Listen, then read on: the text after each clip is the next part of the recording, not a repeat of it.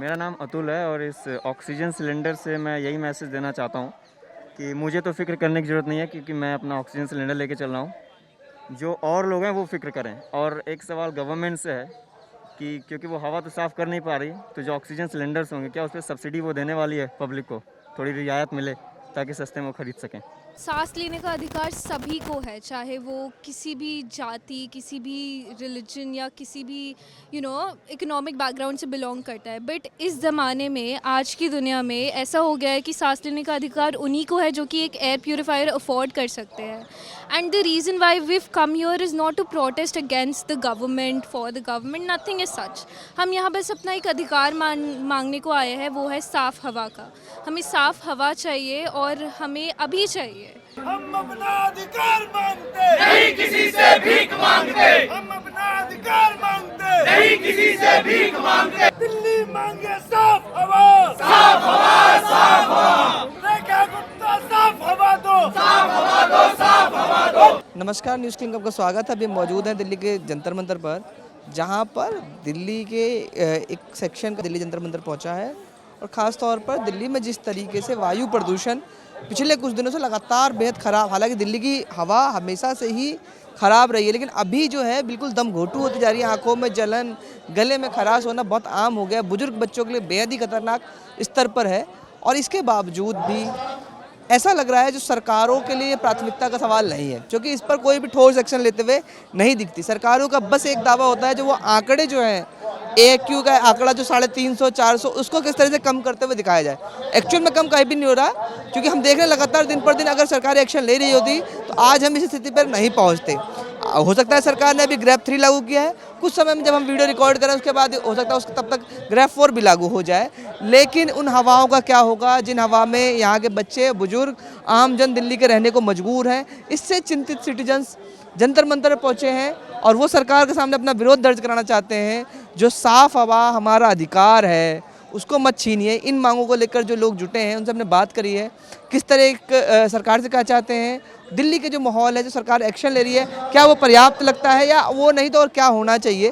दूसरी बात, जब हम देखते हैं देश में जाति मजहब के सवालों पर या अन्य राजनीतिक सवालों पर बड़ी संख्या में जुटान होता है, तो इस जैसे ज़रूरी मुद्दों पर लोग इतनी कम संख्या में क्यों निकल रहे हैं? क्या इसका एक डर पुलिस की कार्रवाई है? क्योंकि हमने देखा था पिछली बार जब इंडिया गेट पर बड़ी संख्या में लोग जुटे थे प्रदूषण के सवाल पर, तो पुलिस ने जिस तरह से उनको बर्बर तरीके से डिटेन किया और दिल्ली के दूर दूर कोने में जाकर छोड़ गया था, क्या उसका असर भी आज के प्रदर्शन में दिख रहा है?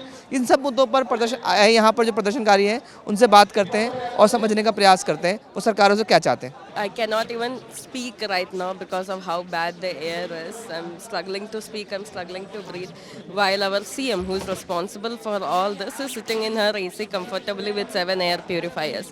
That is what we're here to listen. The people in power, they are not even facing repercussions for their own actions. They are protected in well air conditioned offices while we struggle. There are no air purifiers in our classrooms or our libraries. Who is going to be accountable for our health? We come from all states here in Delhi to study, to make our lives better, and we are literally reducing our lifespan by being here. So who is going to be accountable for our health? That is what we are here to ask.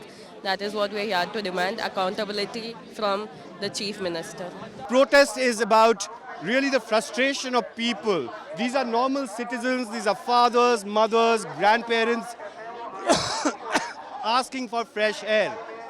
Like, imagine we don't even know how polluted the air is, and this is the capital where the government and our courts don't even listen to the lungs of our children that are crying for help. There's enough medical reports that talk about how every third child has asthma, how there are people who are actually dying. The ICUs are running out of wards and beds because of air pollution crisis, and still we don't see the proportionate action from the government in that sense. As a public हमें लगता है कि कई सारी चीज़ें की जा सकती हैं, जैसे कि अभी भी आप नोटिस करेंगे तो दिल्ली NCR में कंस्ट्रक्शन कॉन्टीन्यूसली हो रहे हैं, जो कि एक बहुत बड़ा रीज़न है एयर पोल्यूशन का। प्लस उसके अलावा आप देखेंगे तो जो बर्निंग है, वेस्ट चीज़ें हैं जो वो जलाई जा रही हैं हर जगह, जहाँ भी आप देखेंगे तो उस पर रोक नहीं लगाई जा रही है।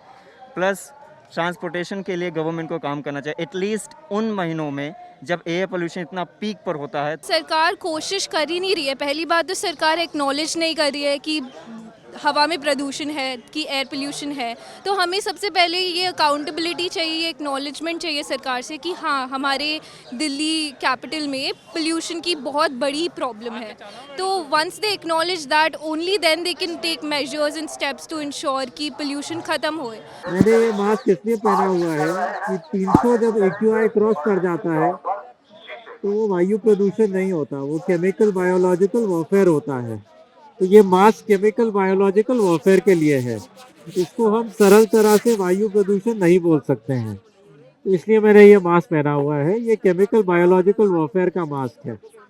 दिल्ली की हवा बहुत ही ज़्यादा जहरीली है, कोई मास्क एडवाइजरी नहीं है, कोई हेल्थ एडवाइजरी नहीं है, कोई पब्लिक हेल्थ इमरजेंसी नहीं है। इस हालात में यहाँ के लोग मर तो जाएंगे ही, मतलब 10-12 साल तो उम्र कम हो ही जाएगी, पर जिस टाइम जिंदा है बहुत बहुत बीमार होके मरेंगे। हमें लग रहा है कि जो सरकार जो भी एक्शन ले रही है, पहली बात तो ये है कि सरकार, ऐसा लग रहा है कि पोल्यूशन का स्तर इतना पार हो चुका है, इतने हालत ख़राब है, लेकिन सीरियस नहीं है। क्योंकि हमने देखा कि दिवाली पे भी जिस तरीके के बैन लगाने चाहिए थे वो बैन नहीं लगाए गए। I think the pollution is of course bad this year as last year. But what is terrible this year is that we don't even know how bad the situation is in terms of pollution levels. Data has actually been manipulated in Delhi NCR this year. We've actually seen air quality monitors being shut down, water sprinkler being used around air quality monitors, and therefore we don't even know how polluted air our children are breathing. And also in terms of lack of emergency measures. You know, after a lot of protests, we actually saw GRAP 3 measures being initiated in Delhi. Construction activities are still going on despite GRAP 3 being enforced. So even enforcement of those emergency measures are completely missing on the ground. So there's something called the Kyoto Protocol, and India is a signatory to the Kyoto Protocol. उसके according there's something called carbon credits. तो जो companies और जो organizations let's say अपना carbon emission कम करती है तो उनको वो carbon credit मिलता है, and वो carbon credit वो monetary funds के रूप में ले सकती है।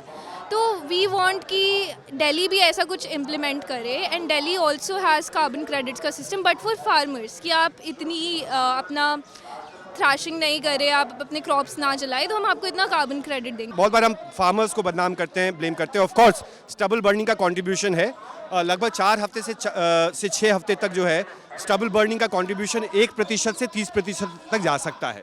इस वर्ष अभी पूरे के पूरे तरीके से बहुत जो डेटा है उसमें ये भी कहा जा रहा है कि स्टबल बर्निंग तो इस साल कम हुआ है, और जोग्राफिकल डिसएडवांटेज दिल्ली के पास है। लेकिन आप हमेशा सिर्फ 30% जो प्रदूषण है, अगर कथित रूप से अगर प्रदूषण है, उसके बारे में चर्चा करेंगे, लेकिन 70% जो आपके अपने लोकल सोर्सेज ऑफ पोल्यूशन है उसके बारे में चर्चा नहीं करेंगे, तो वो बहुत ही दुर्भाग्यपूर्ण और दोषारोपण की राजनीति हो जाएगी।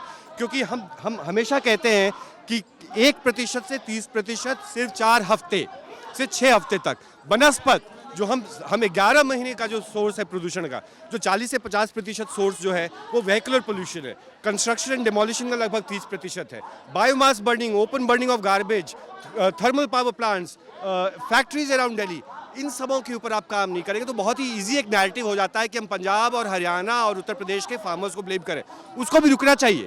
Stubble burning needs to stop, but stubble burning को अकेला करके पूरे के पूरे वायु प्रदूषण का दोष अगर आप उसके मुकुट पहनाएंगे तो वो बहुत ही एक डिसऑनेस्टी होगी। यहाँ पे जितने लोग आपको दिखाई दे रहे हैं वो इसका सबूत हैं कि जो भी एक्शन लिया जा रहा है वो पूरी तरीके से हमें और या दिल्ली के जो जितने शहरी हैं उनको सेटिस्फाई नहीं कर रहा है। मुझे तो अभी तक नहीं लग रहा है, क्योंकि वो आज उनको आना चाहिए था, आज हमारे प्रोटेस्टर्स से बात करना चाहिए था, उनको कहना चाहिए कि वो कार्यरत हैं। 1 साल में इसका सोल्यूशन नहीं होगा, लेकिन अगले साल वो कुछ करेंगे। लेकिन कंप्लीट रूप से चुप्पी है दिल्ली सरकार की तरफ से। आपने वीडियो में सुना किस तरीके से प्रदर्शनकारी गुस्से में हैं और सरकार से सवाल पूछ रहे हैं। दिल्ली एक तरह का दम घोटू हवा है, इसमें इसका जिम्मेदार कौन है? इसकी जिम्मेदारी लेने को तैयार नहीं है। एक जो पार्टी सत्ता में होती है हमेशा दूसरे पर दोषारोपण करती है। पंजाब के किसानों पर सबसे बड़ा दोषारोपण होता है, लेकिन दिल्ली के अंदर जो अपना प्रदूषण हर रोज पनप रहा है, पैदा होता है, उसकी जिम्मेदारी किसकी? सरकार और सरकार के मंत्री और उनके बाबू अब बंद कमरों में एयर कंडीशन रूम के अंदर एयर प्योरीफायर लगा के बैठ रहे हैं। उनके लिए टेंडर्स निकाले जा रहे हैं नए नए, लेकिन उस आम गरीब जनता का क्या जिसने उनको वोट देकर सरकार में चुना और आज सरकार में बैठे, उनकी जिम्मेदारी लेने को तैयार नहीं है। अभी के लिए जंतर मंतर से बस इतना ही। देखते रहिए न्यूज़ क्लिक। बहुत बहुत धन्यवाद।